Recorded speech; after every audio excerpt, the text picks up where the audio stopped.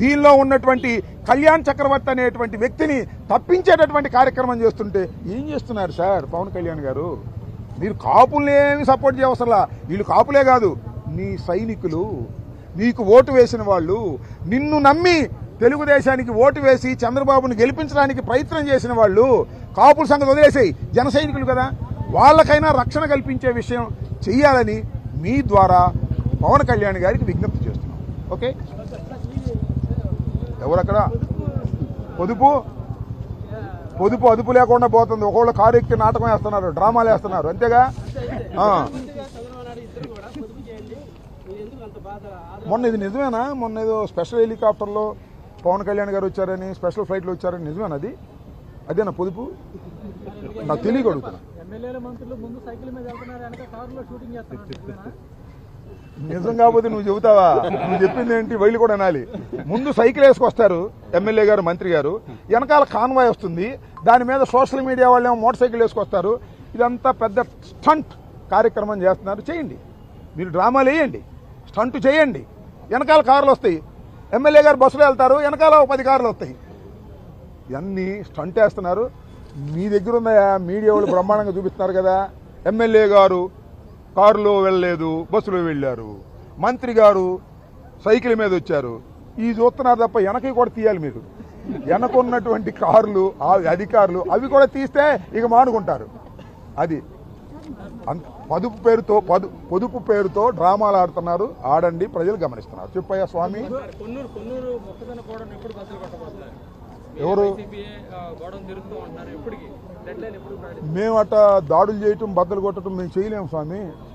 వాళ్ళని అడుగు, తెలుగుదేశం వాళ్ళని అడుగు. వాళ్ళు దాడులు చేస్తారు, పగల కొడతారు, ఇళ్ల మీదకి వస్తారు, పెట్రోల్ బాంబులు వేస్తారు. మా వల్ల పగల కొట్టటాలు, దాడులు చేయడానికి మా వల్ల అయిద్దా? పోతే మా మీద చేస్తే చేశారా? జనసేన మీద కూడా చేస్తున్నారు. మీ దుంపదేగా అధికార మదంతో కొవ్వెక్కి మిమ్మల్ని గెలిపించినటువంటి జనసేన వాళ్ళు కూడా కొడుతున్నారు. కొట్టని, మీ కర్మ మీరు అనుభవిస్తారు. గుర్తుపెట్టుకోండి. పక్క కాపు కొన్ని కొట్టారు దారుణంగా, కేసు మాఫీ చేసే ప్రయత్నం చేస్తున్నారు. ఇవి మేము సహించాం, చెబుతాం. అయ్యా మాకు ఇష్టమే, మా పవన్ కళ్యాణ్ గారు చెప్పారు, మేము కొట్టించుకున్నామంటే కొట్టించుకోండి, మేము చేసేది ఏముంది? పవన్ కళ్యాణ్ గారు ఏం చెప్పారు? ఆత్మగౌరవాన్ని కాపాడతా. చెత్త కొట్టుకు కొట్టారు రాత్రి 11 గంటలకి, ఊరంతా తిప్పి. వాళ్ళ నాన్న శ్రీనివాసరావు వెళ్ళి కాళ్ళు పట్టుకున్నాడు, వాళ్ళ చెల్లెళ్ళు కాళ్ళు పట్టుకున్నారు. ఇదేనా ఆత్మగౌరవాన్ని రక్షించేది? పవన్ కళ్యాణ్ గారు చెప్పండి సార్ అని అడుగుతున్నా. మా ఇష్టం, మేము ఇష్టమైన చేసుకుంటాం, తెలుగుదేశం మేము ఒకటే, వాళ్ళు మమ్మల్ని కొట్టినా కూడా బానిసలాగా బతుకుతాం అంటే బతకండి, నాకేం అభ్యంతరం లేదు.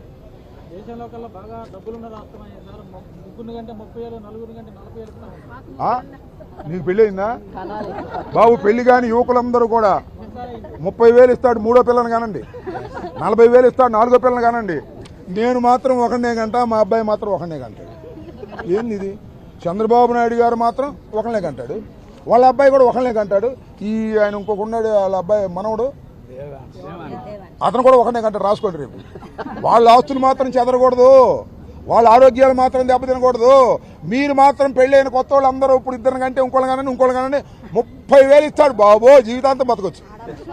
మీ అబ్బాయిని పుట్టాను జీవితాంతం బతకొచ్చు, ఆయన్ని MBBS కూడా చదివించవచ్చు 30,000తో. అర్థమైందా? 40,000 ఇస్తాడు 4వ పిల్లల కంటే. ఇక చూసుకోండి, ఇక 40,000 పెట్టి అమరావతిలో 10 ఎకరాలు కొనుక్కోవచ్చు. ఎంత డబ్బు ఇస్తున్నాడే మీ దుంప దగ్గర ఏలంపాటు పెట్టాడు. 30,000, 40,000, ఇద్దరు కంటే లేదు, ముగ్గురు కంటే 30, నలుగురు అంటే 40, 5 కంటే 50. ఏంది ఏలంపాట? పిల్లల గంటానికి ఏలంపాట. నువ్వు మాత్రం ఒకనే గంటావు, మీ అబ్బాయి మాత్రం ఒకనే గంటాడు. ఏందా ఇది? నీకు ఆదర్శం? నీకు అసలు హక్కు ఉందా చెప్పే హక్కు? పిల్లల్ని ఎవరు గంటారు? ఆర్థిక స్తోమత బాగుండప్పుడు. ఆర్థిక స్తోమత బాగుండా కనలేకపోతున్నారయ్యా, ఎందుకంటే పెంచడం కష్టమైపోతుంది కాదా?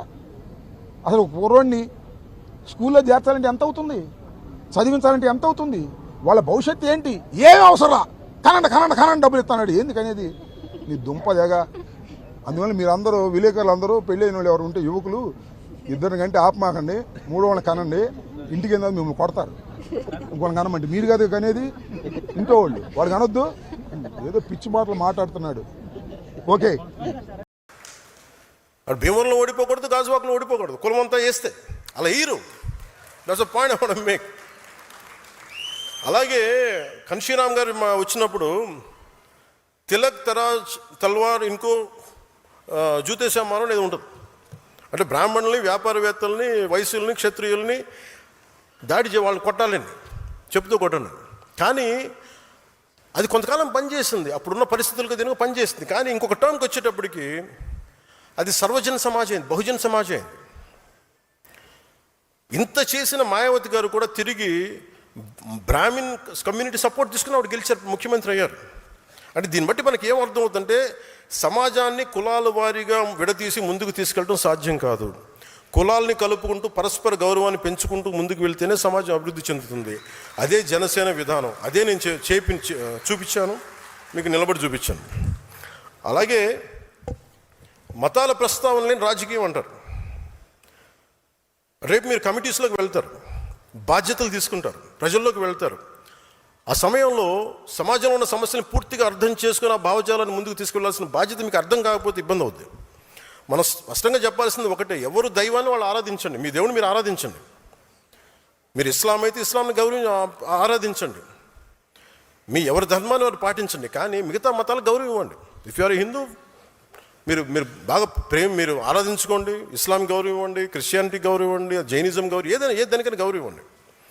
కానీ మత ఘర్షణ అలా గౌరవించుకున్న మత ఘర్షణకు అవకాశం ఉండదు.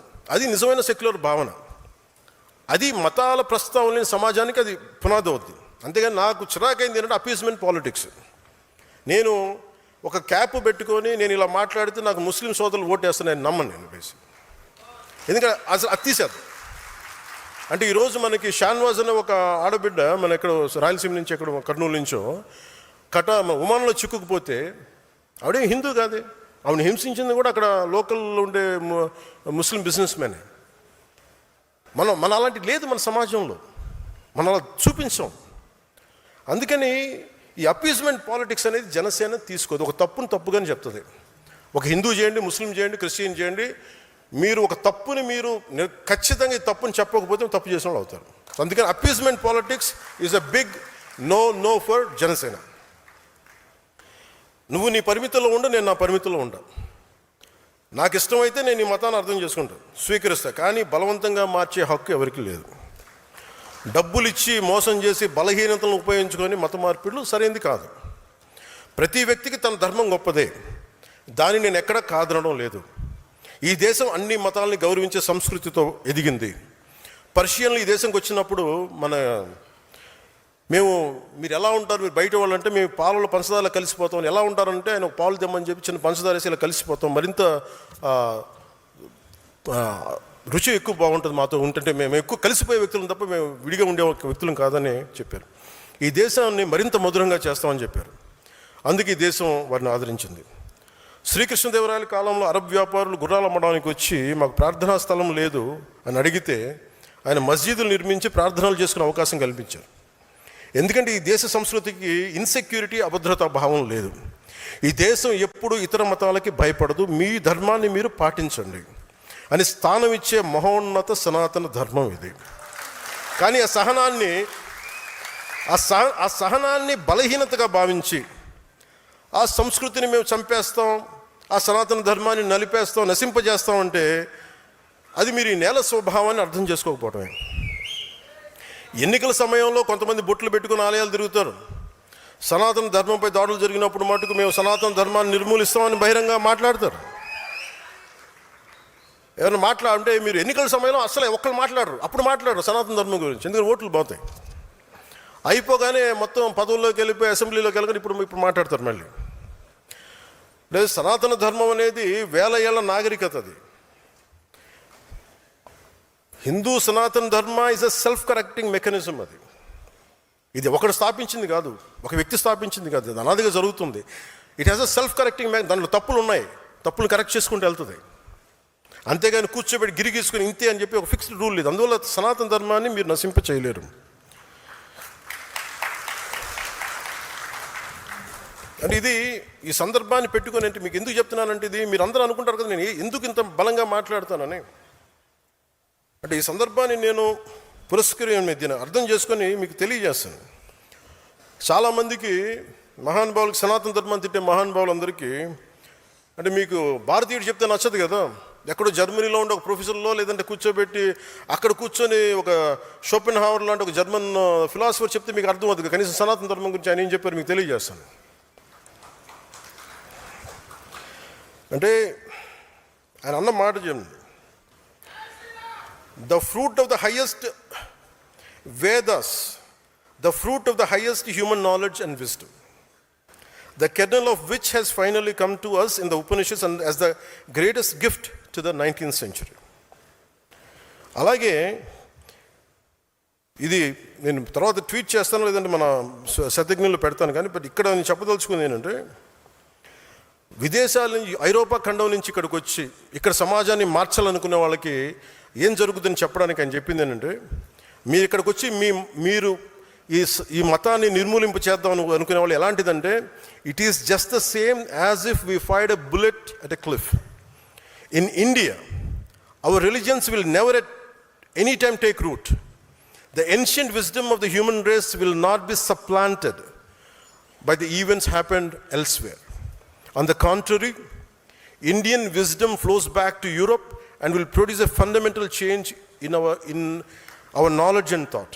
అంటే మీరు భారతదేశాన్ని మార్చేద్దామని చెప్పి మన భావజాలంతో పెడితే అది మనల్ని ఎలాంటిదంటే, ఒక హిమాలయ శిఖరాన్ని చిన్నపాటి తుపాకీతో కొట్టినాడు. దానికి ఏమవుతుంది? దాని గ్రాండియర్ ముందు, దాని మ్యాగ్నానిటీ ముందు అది ఏమి అవ్వకపోగా, అది మనల్ని మార్చకపోగా, అది మన భావాల్ని మార్చేస్తుంది.